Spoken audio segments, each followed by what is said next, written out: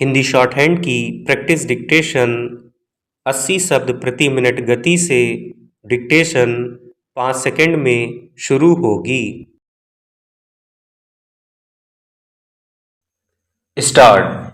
उपाध्यक्ष महोदय, मैं ऐसा अनुभव करता हूं कि अपने सफर की एक और मंजिल पर हम पहुंच गए हैं और आप मुझे कहने की अनुमति दें तो कहूंगा कि एक कर्तव्य हमने पूरा किया और अच्छी तरह पूरा किया है।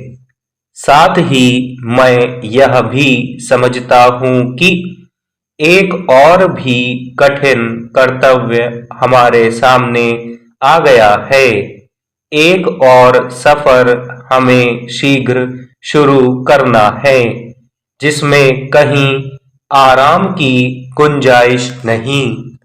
जहां तक वर्तमान योजना का संबंध है, यह कहा जा सकता है कि यह योजना आयोग के जन्म से पहले ही शुरू हो गई थी।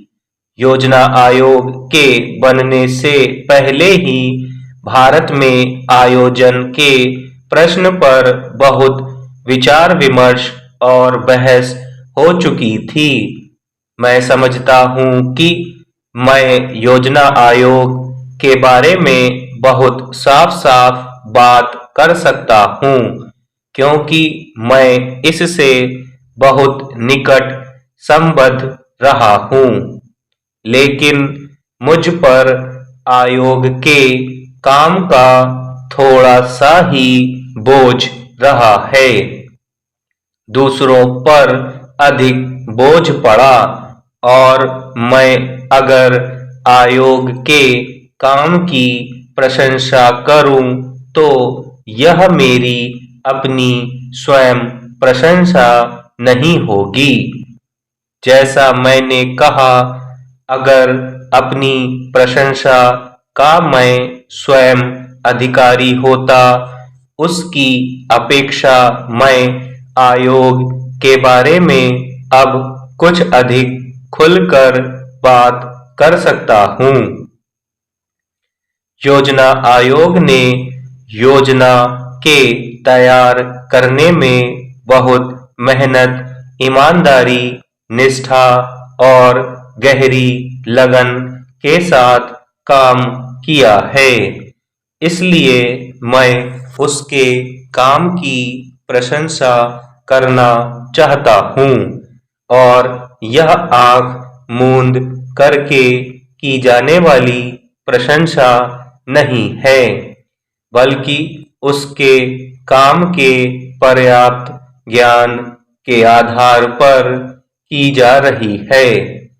मैं यह कहना चाहूंगा कि इस सब का यह मतलब नहीं है कि हम रिपोर्ट के किसी खास अध्याय से आवश्यक रूप से सहमत या असहमत हैं।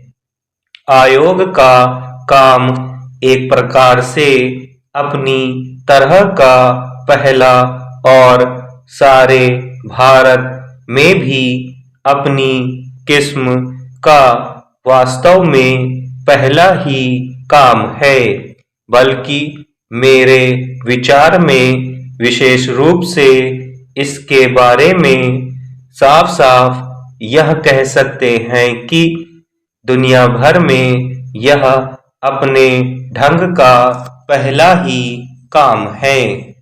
20 वर्ष पहले जब सोवियत संघ की पहली पंचवर्षीय योजना बनी, तब आयोजन शब्द लोगों के कानों में पड़ा। उसके बाद से जब तब आयोजन की बात करना एक तरह का फैशन बन गया है।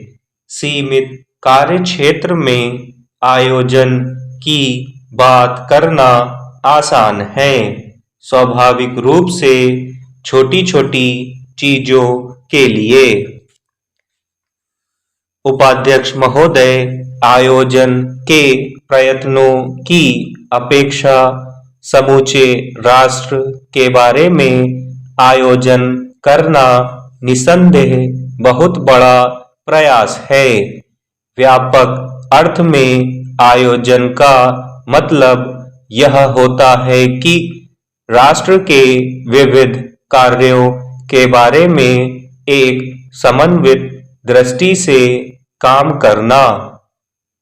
सोवियत रूस से अपने आयोजन का मुकाबला करने का मेरा इरादा नहीं है, लेकिन आयोजन के बारे में रूस का पुराना दृष्टिकोण हमारे दृष्टिकोण, उद्देश्यों और काम करने के तरीकों की दृष्टि से भिन्न था। तरीकों के बारे में तो यह अंतर और भी अधिक था। इस बात को ध्यान में रखते हुए कि हम लोग एक लोकतंत्री ढांचे में काम कर रहे हैं जिसे हमने स्वयं चुना है और हमारे संविधान में और इस संसद में निहित है। यह स्वाभाविक है कि हमारा आयोजन देश की व्यवस्था के अनुकूल होना चाहिए था। योजना आयोग को यह अधिकार नहीं था कि वह कोई ऐसा कार्यक्रम बनाए जिसका हमारे संविधान या हमारी व्यवस्था से जिसके अधीन हम काम करते हैं कोई वास्ता ही न रहे।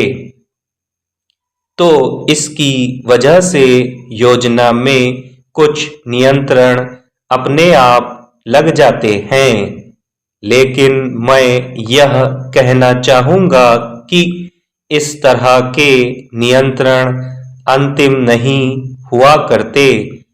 मेरे विचार में यह कहना ठीक नहीं है कि लोकतंत्री तरीके से काम करने में नियंत्रण आवश्यक है।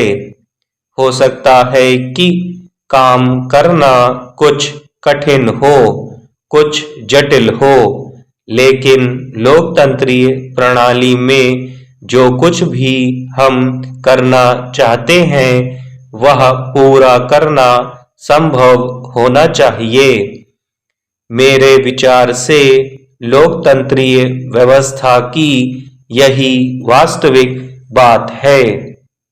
लोकतंत्र में चीजें ठोस आधार पर खड़ी की जाती हैं, भले ही इसमें समय थोड़ा ज्यादा लगे और इसमें व्यक्ति को ध्यान में रखकर सब कुछ किया जाता है।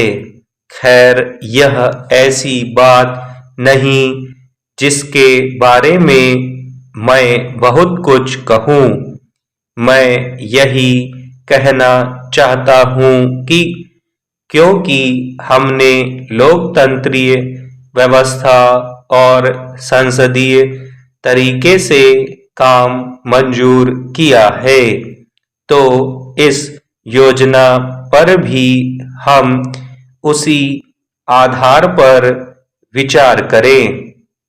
हमने एक संविधान बनाया और उसका हमें पालन करना चाहिए, लेकिन यह नहीं कहा जा सकता कि उस संविधान का हर भाग, हर अध्याय और हर शब्द इतना पवित्र है कि वह कभी बदला नहीं जा सकता, भले ही देश या राष्ट्र की आवश्यकता कैसी भी हो। लेकिन फिर भी हमें आमतौर से संविधान के अनुसार ही योजना बनानी होगी। स्टॉप।